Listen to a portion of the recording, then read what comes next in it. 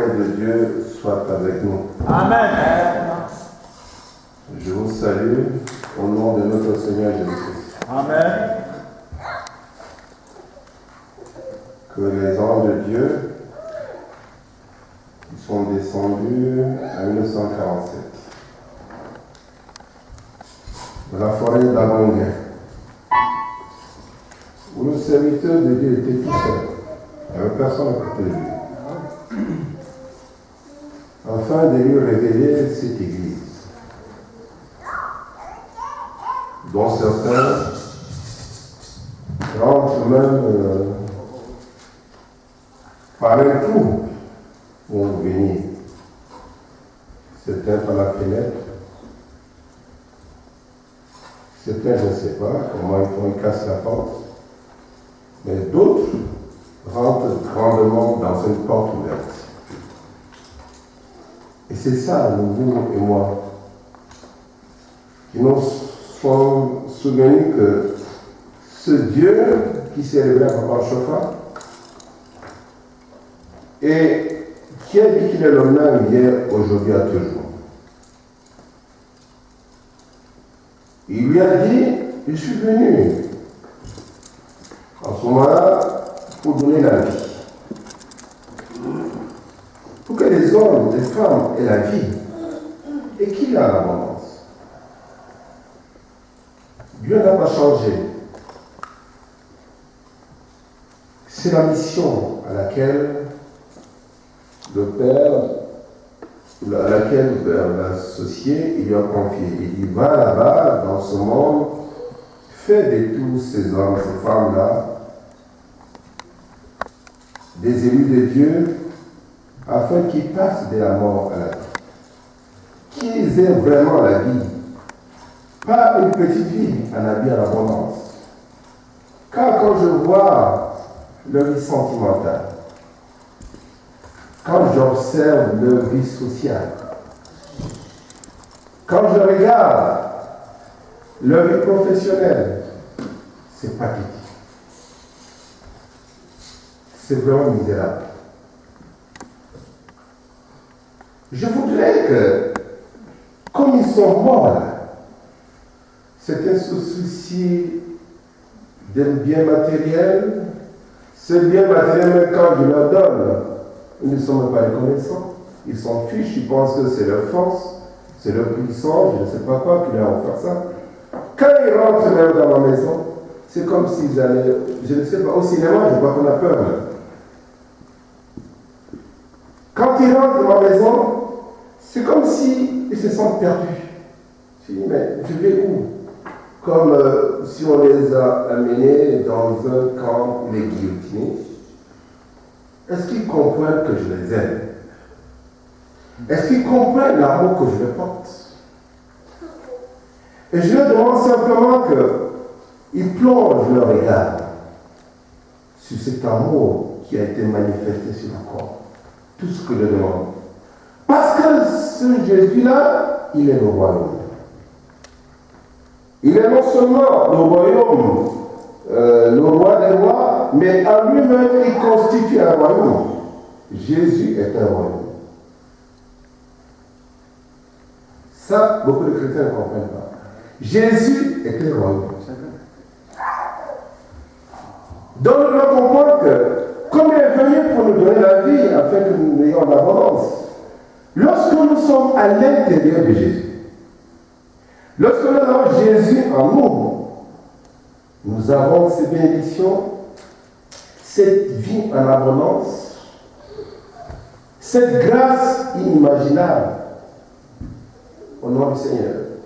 Ou à un moment donné, nous voyons dans l'obscurité où nous étions hier, parce que nous plongeons notre regard en Jésus.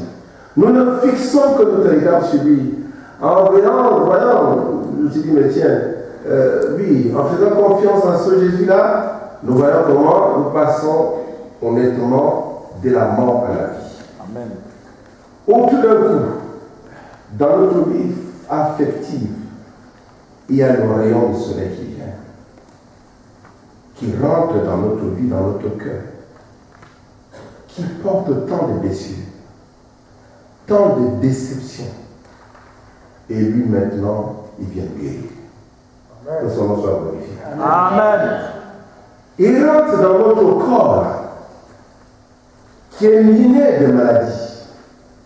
Parce que nous avons notre corps, notre âme, notre esprit plongé dans le regard de Jésus là. On regarde sur Jésus en disant qu'on nous fait confiance totalement. Et il rentre dans le corps malade. Où cette maladie est quelque part, enfouie, cachée quelque part. Les médecins ne voient pas. Vous allez dans les hôpitaux, on vous fait des examens, des radios, on ne voit rien. On ne voit rien. On dit que tu te portes bien. Pourtant tu souffres. Tes jambes ne répondent plus.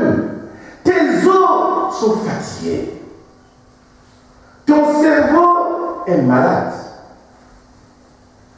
Et ton sang encore, c'est pire. Peut-être qu'il est pollué. Mais quand tu plonges ton regard en Jésus-Christ, tu regardes fixement, tu dis Jésus, toi là, tu ne mens pas. Hein? Tu as dit en chauffard que tu es venu. Et cette parole est la même. Tu es venu pour que nous ayons la vie. C'est toi qui as écrit. Hein? Quand j'ai lu Jean 10, verset 10, tu dis que tu es venu afin que nous ayons la vie, que nous l'ayons en abondance. Ce n'est pas petit, c'est beaucoup. Mais pourquoi je n'ai pas? Et Jésus te répond, il dit, mon enfant, oui, je sais. Ne t'inquiète pas. Je sais, je comprends, mais ton heure viendra. Et moi, Jésus, je veux me souvenir de cette maladie-là. Au nom de Dieu, je vais te guérir. Et tout d'un coup. Alors, quand on te dit de ne pas aller dans un hôpital, sinon tu vas crever l'opération. Tu rentres, tu sors. C'est parce que Jésus l'a voulu. Que son nom soit glorifié. Amen. Il rentre maintenant dans ta vie. Tu te soucies. Hein? Je vais manger quoi? Qu'est-ce que j'ai? Mon frigo là, vraiment. Quand je regarde, il n'y a qu'un nom. Il n'y a même pas le lait pour l'enfant. Même un carré de beurre, il n'y a pas. Et quand je regarde même, qu'est-ce que je vais manger? Peut-être j'ai une cuisse de poulet que je vais peut-être essayer d'économiser pour, je ne sais pas, pour que vraiment le riz que je veux faire là, qu'au moins qu'il y ait une petite viande. Je vous assure, il y a des gens qui sont dans les dénuements. C'est vrai. Ce que vous ne pouvez pas imaginer. Oui, peut-être vous ne pouvez pas, mais il y a des hommes et des femmes qui sont dans cette situation. Et parce qu'il n'y a plus rien, l'homme se révolte contre sa femme. Ou sa femme qui se révolte contre son mari, ou son copain. Non, on ne peut pas vivre comme ça. On va faire comment? On va faire comment? Vous voyez les inquiétudes, les soucis. On se demande, mais que... Et puis on va... Regarde l'hiver qui vient. Voici les vacances qui arrivent. On va toujours être là. Voici l'hiver qui vient. On va porter les mêmes vêtements. On va faire comment? Voyez-vous? Et à un moment donné, peut-être que c'est le loyer qu'on n'a pas payé. On s'inquiète comment l'huissier va venir pour fermer les portes et jeter les affaires dehors. C'est terrible.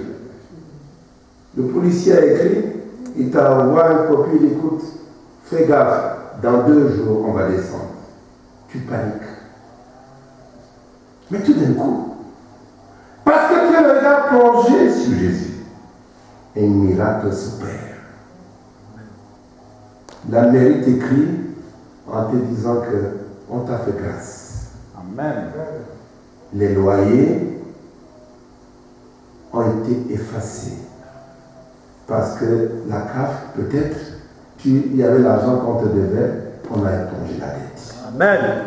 Dieu est glorifié. Amen. Dites Alléluia. Alléluia. Donc, vous voyez, toute cette chose-là, c'est ce que Dieu nous enseignait ce matin. Je sais donc, c'est pas moi qui le dis, c'est Jésus. Il dit, ne vous inquiétez pas. Parce que comme j'ai introduit le sujet, pour comprendre les lectures,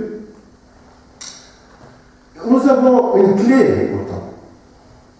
Afin que ces inquiétudes-là qui minent notre vie, de quoi je vais manger, de quoi je vais être vêtu, tout ça, et dit lui-même, c'est pas moi qui dis, ne vous inquiétez pas, n'ayez pas peur.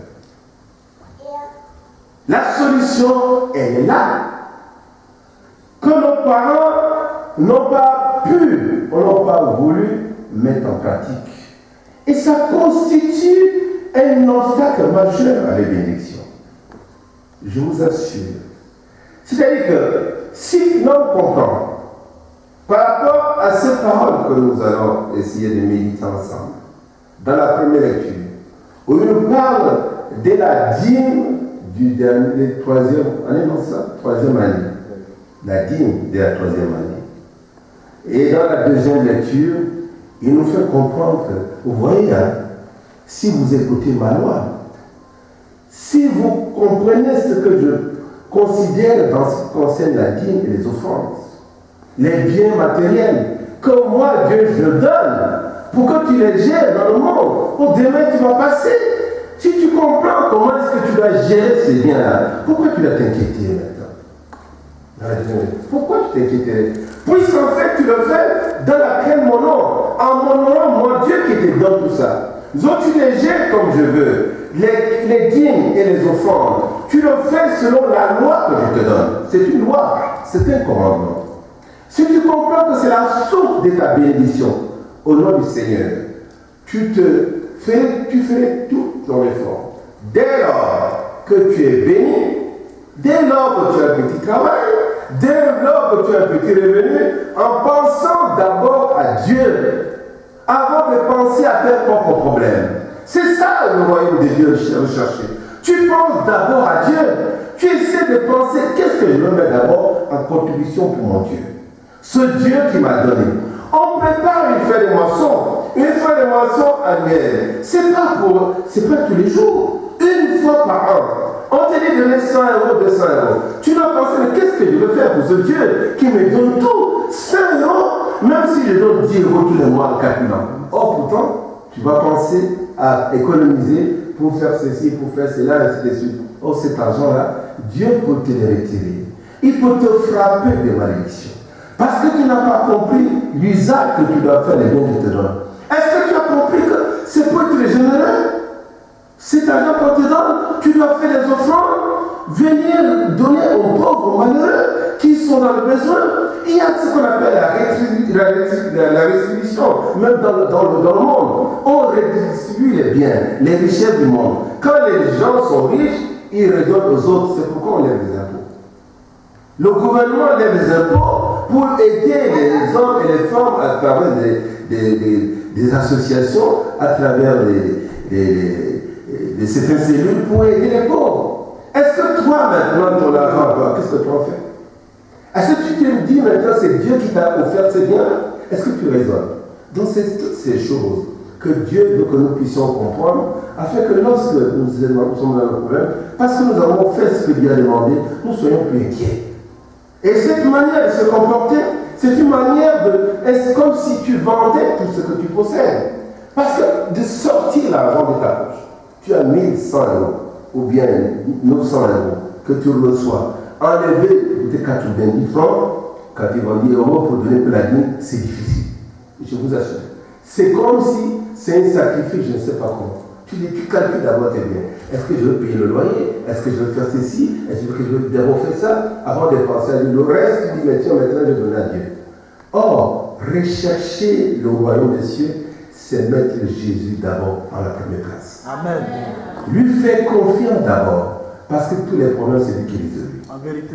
Et quand maintenant il te dit, ne t'inquiète pas, ne sois pas dans la détresse, la nourriture là qui manque dans le frigo, de quoi tu vas te vêtir, il te prend des exemples. Il dit, mon enfant, si tu payes ta dîme, si tu donnes des offrandes dans l'église de tout ton cœur, devant moi, c'est pas tu ne donnes pas un homme. tu donnes à Dieu de tout ton cœur sans qu'il se les contraint. Tu penses que tes problèmes, je ne les connais pas. Et tu penses que moi, Dieu, je ne vais pas les résoudre, que le nom de Dieu soit glorifié. Alléluia. Nous devons comprendre cela, bien-aimé. Au nom du Seigneur, Dieu nous a aimés et il nous a donné cette église. Il faut que nous fassions confiance en ce Dieu. Il est le même hier, aujourd'hui, à toujours. Arrêtons de jeter les yeux d'inquiétude, les soucis pour rien de nous dans le monde. Dieu, il est là. Il nous a fait les promesses. Il est le Dieu fidèle qui tient toutes ses promesses. Amen. Que son nom soit béni. Amen. Que son nom soit béni. Amen. Que son nom soit béni. Amen. Vous voyez, on comprend que beaucoup d'entre nous, ça vient, ça sort. Tellement, ça dit que les soucis nous ont accablés. Je vous assure, nous sommes brisés de blessures, de déceptions que même répondre on n'arrive pas. C'est que ta situation est grave. Je vous assure, c'est que c'est grave. Oh, tu es devant le Seigneur, tu n'es pas chez quelqu'un. Il te donne une parole d'espérance. Il dit, crois en ça, c'est une vérité, tu peux rentrer n'importe où, tu peux me casser ta tête sur un mur, ça ne change pas. Jésus est la solution à ton problème. Jésus est la solution à ton problème. Tu fais confiance à un homme, à une femme, à un ami, à ton je ne sais pas quoi, ton employeur, tu lui fais confiance, c'est bien de faire confiance. Mais le seul à qui tu dois faire pleinement confiance, c'est en Jésus-Christ. C'est vrai. Et c'est ça qu'on appelle rechercher premièrement le royaume des cieux. Amen. Vendre tout ce que tu as et donner en sang à nos mondes aux pauvres. Et quand tu le fais, c'est que tu es en train de te bâtir des trésors dans les cieux où la terre et la boue n'atteignent pas, où le voleur ne vient pas te percer. Tu te fabriques un trésor inépuisable dans les cieux où aucun voleur ne vient voler. Que Dieu soit glorifié. Amen. Que quelqu'un nous prenne donc inverser la première lecture, une autre personne inverser la deuxième lecture. Rapidement.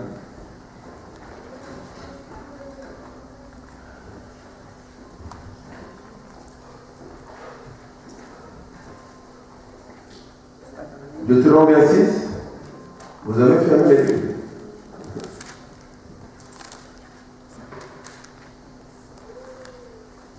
Deutéronome 26. La troisième année.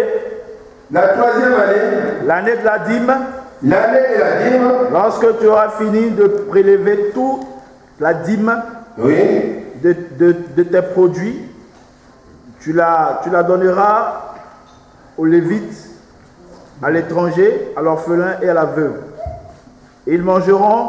Quel verset? Verset 12. Oui. Je reprends. La troisième année. C'est quelle Bible là? 3 secondes. Lorsque tu auras achevé d'élever. Lorsque tu auras achevé d'élever toute la dîme de tes produits. De tes produits. La troisième année. La troisième année. L'année de la dîme. L'année de la dîme. Tu la donneras aux Lévites. Oui. À l'étranger. Merci. Merci, merci. Vous voyez? Ce n'est pas une faveur que Dieu demande. Dans la première étude, c'est un ordre. On vous parle beaucoup de la dîme des offrandes. Oui, c'est une vérité. Tu ne dois pas. La dîme, c'est ton problème. La dîme, donc, c'est une institution de l'Église. C'est Dieu qui a décidé. Il dit que la dîme, c'est quoi? C'est le 10e de tes revenus. C'est un ordre. Ce n'est pas une faveur qui te demande. Dieu donc a institué la dîme. Et il dit que la dîme, là, quand tu as tous les biens matériels, quand tu en as, quand il t'a donné, c'est lui Dieu qui te donne, le 10e de ces revenus qu'il te donne, il faut que tu les apportes devant Dieu. Amen. Est-ce que vous avez compris? Amen. Dites Amen. Amen. Quand Dieu te bénit matériellement, dans ton travail, tu gagnes le loto, tu as un épanouissement financier, que tu reçois de n'importe qui, il faut que tu saches que tu vas apporter un 10e de tes revenus devant Dieu. Dans la maison de prière où tu invoques le Seigneur. C'est un ordre. Et il faut comprendre que ce dîme-là qui est le 10e de tes revenus, ce n'est pas pour le charger. Tu sais bien que ce n'est pas pour quelqu'un d'autre, ou bien pour, je ne sais pas, pour aller acheter des voitures, ou bien pour construire ces villas quelque part. c'est pour l'œuvre de Dieu. Tu viens donner à ton Dieu afin que les œuvres de Dieu puissent avancer et que toi aussi, tu sois participant de la mission que Dieu a confiée dans ta maison. Amen. Alléluia. Alléluia. Voilà le but de la dîme. Je sais que quand on parle de la dîme, c'est difficile. On se dit, mais non, ben, je ne vais pas donner, hein, parce que c'est le chargé qui va jouir, il va gérer, il va faire ceci, il va cela, il va voyager, il va acheter des maisons, des voitures et tout. Non, tu peux t'inquiéter ailleurs. La dîme ne t'inquiète plus. J'ai dit, tu peux t'inquiéter peut-être des autres pasteurs, mais à lui ne t'inquiète pas. Amen. Quand tu donnes dans cette maison, c'est pour Dieu que tu donnes. Amen. Dites Amen. Amen. Tu donnes à lui, tu donnes à ton Dieu. Amen. Aucun responsable n'a besoin de ton argent. Parce que quand on parle de dire, vous pensez que voilà, c'est difficile. C'est pour, je ne sais pas. Quand tu rentres dans une maison, vous voyez les instruments des choristes. On achète les instruments à travers ta dîme. On fait des travaux d'amélioration, d'aménagement à travers ta dîme. On embellit le lieu où tu loues Dieu à travers ta dîme. Tu n'es pas content? Amen. Tu n'es pas content? Amen. Qui est-ce qu'on glorifie là? C'est Dieu. Que le nom de sa glorifie. Amen. Et cette dîme-là, tu dois comprendre que quand tu donnes la dîme, elle est là. Il y a aussi des offrandes que tu dois faire. Non seulement la dîme, tu dois faire des offrandes. Et pour servir déjà la dîme qu'on donne, s'il y a de l'argent, il y a des frères et sœurs qui sont en difficulté. Beaucoup n'ont pas de travail. Beaucoup n'ont pas de moyens. Beaucoup n'ont rien du tout. Et je peux vous assurer combien de fois certains désœuvrés viennent au bureau du responsable pour dire, papa, tu sais, il y a ça, il y a ça. Et si maintenant cette dîme-là, on prend une partie qu'on est ton frère, ta soeur qui est dans le besoin, on a mal fait que Dieu soit glorifié. Ou toi-même, tu quittes ta maison. C'est une dîme aussi. En pensant à tes frères et sœurs qui dorment par terre, ici parce qu'ils recherchent une vie. Tu viens avec un bout de pain en pensant, mais tiens, je vais aller là-bas, il y a mes frères qui sont à la paroisse. Est-ce que rien qu'ils ont mangé? Ils n'ont rien du tout. Je vais acheter un bout de pain, je ne sais pas, c'est 1 euro, 1,50 €. Je vais garder ce pain à mon frère, ma soeur. Ce n'est pas une dîme, c'est une offrande que Dieu te bénisse. Amen. Vous voyez, tu as pensé à l'orphelin. C'est une manière de penser à l'orphelin, de penser à l'étranger, de penser à la veuve. Que sa miséricorde soit avec vous. Amen.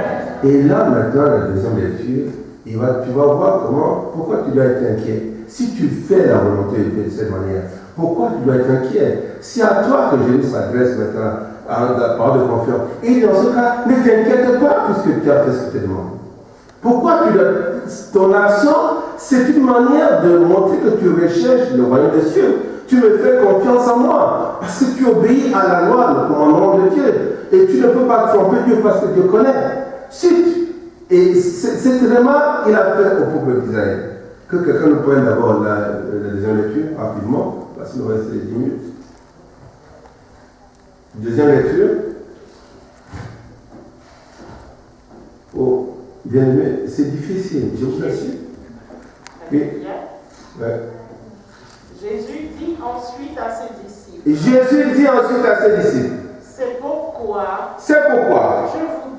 je vous dis, ne vous inquiétez pas pour votre vie. Ne vous inquiétez. Si tu fais, tu obéis à la loi de Dieu. Aujourd'hui, nous parlons de la dîme des offrandes. Si tu fais la volonté de Dieu, quoi qu'il t'arrive, quel que soit le problème financier qui s'abat sur toi, il faut savoir que c'est une preuve que Dieu, peut-être que le monde met devant toi, que Dieu veut que pour l'instant ça arrive, et il faut lui faire confiance, ces épreuves seront résolues.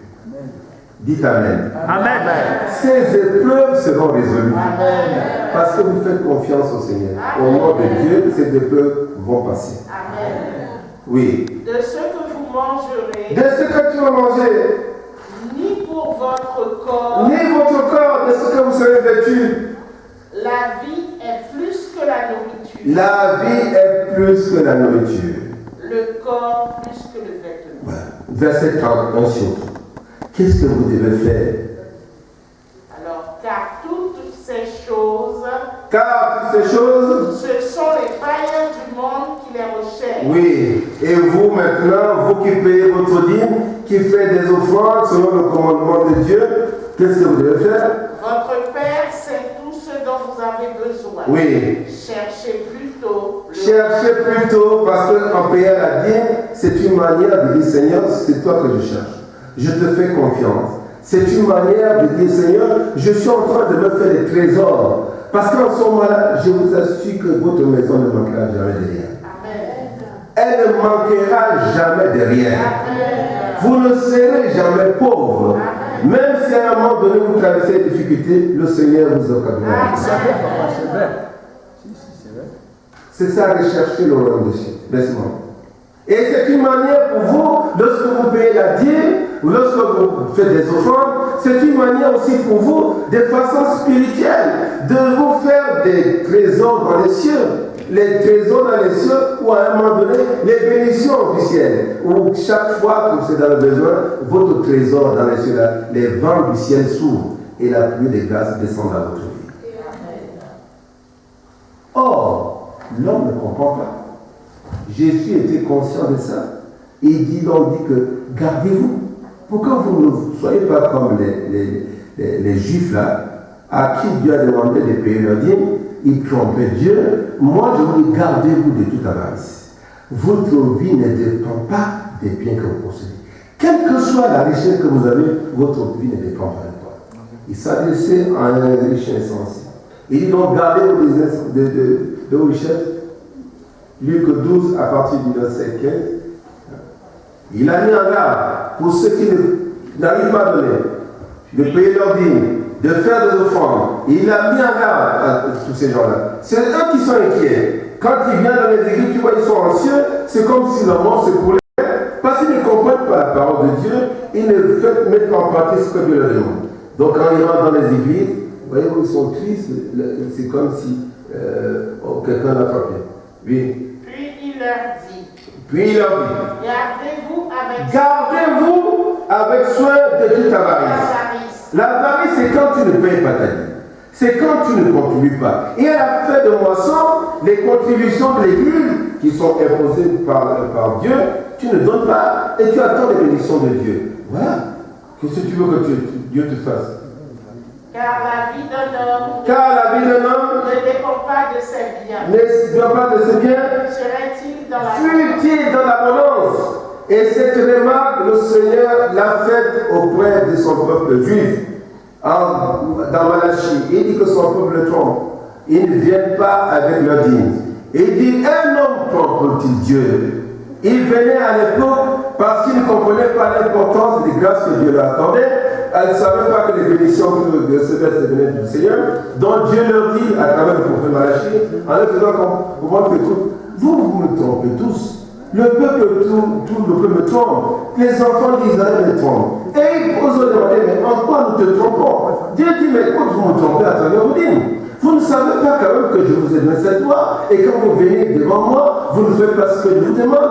Et vous pensez quoi? Que je veux vous bénir. Et moi, donc, parce que vous n'écoutez pas, je veux répandre sur vous la malédiction. Donc certains d'entre nous, je n'ai pas voulu prononcer ce mot, quand vous ne payez pas la dîme, vous faites des ordres, être généreux, nous voyons notre vie flétrir. Et c'est la cause de la tristesse. On quitte chez soi, on vient dans l'église, c'est comme si on a fait la guerre. Ou on vient dans la maison de Dieu, on est triste, malheureux, comme si on t'a frappé. Il faut donc comprendre, en prenant le Malachie 3, à partir du verset 7, que si vous payez votre dîme, vous allez éviter cette malédiction que le Seigneur a réservée pour ceux qui n'obéissent pas à sa loi. Un homme trompe-t-il Dieu? Un homme trompe Dieu. Vous me trompez. Parce que vous me trompez. Et vous dites, en quoi t'avons-nous trompé? À quoi t'avons-nous trompé? Dans les dîmes et les offrandes. Dans les dîmes et les offrandes. Vous êtes frappés Et par la bénédiction. Et on voit, rien ne marche. Je vous assure, la tristesse là que vous amenez devant Dieu, c'est le fait que la poche est vide.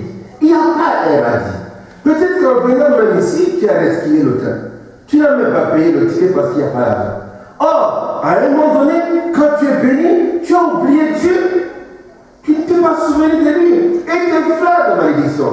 Tu penses que parce que tu es chargé, tu ne peux pas payer la dîme. Tu penses que parce que tu es maman, tu peux pas donner la dîme. Tu penses que parce que tu es poli, tu peux pas donner la dîme. En disant que moi, j'occupe une responsabilité, pas payer. Mais le chargé, c'est une grâce que Dieu t'a donnée, d'être chargé. ça ne t'empêche pas de venir glorifier Dieu avec tes biens, de payer ta dîme. Maman, c'est pareil. Dépenser, c'est pareil. Courir, c'est pareil. Pas parce que tu chantes, tu joues en laisse-moi dire que moi, comme moi, ma contribution, c'est ce que je fais. Non. Tu fais ça au nom du Seigneur, tu vas avoir ta vie bénie de Dieu. Amen. Alléluia. Alléluia. Alléluia. Alléluia. Et nous venons donc avec la tristesse dont vous ne comprenez pas quand nous faisons. C'est le trésor que nous bâtissons dans les cieux. C'est rechercher le royaume des cieux en faisant confiance en Jésus lorsque nous serons dans le besoin, comme il a dit qu'il nous donne la vie et que nous serons dans l'abondance au nom de Dieu qui sera toujours béni. Amen. Alléluia. Alléluia. Alléluia. Alléluia. Alléluia. Donc c'est tout le message que je voulais vous apporter aujourd'hui, car je tiens quand même à respecter les 45 minutes, même si ce n'est pas beaucoup. Que le Seigneur te puisse en vous garde. Amen. Que sa paix soit avec vous. Amen. Et que toute tristesse amenée devant Dieu en son anniversaire, qu'elle se transforme en joie. Amen. Au nom de Jésus. Amen. Amen. Amen. Au nom de notre Seigneur Jésus.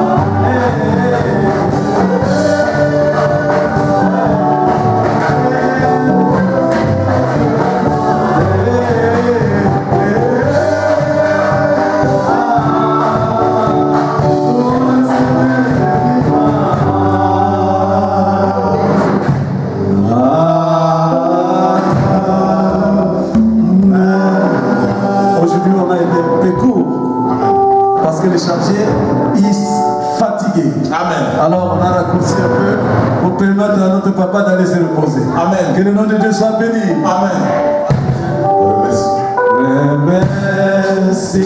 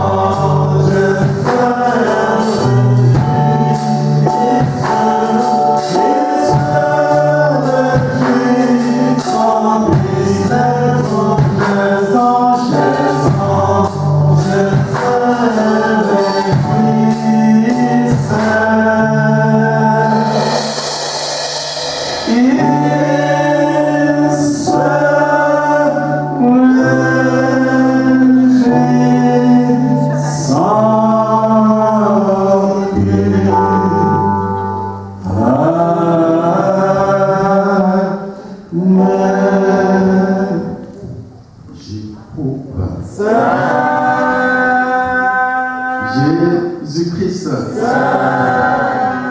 Saint-Michel, ô Dieu de gloire, s'est fait au pays des hommes, et s'est fait à lui la grâce.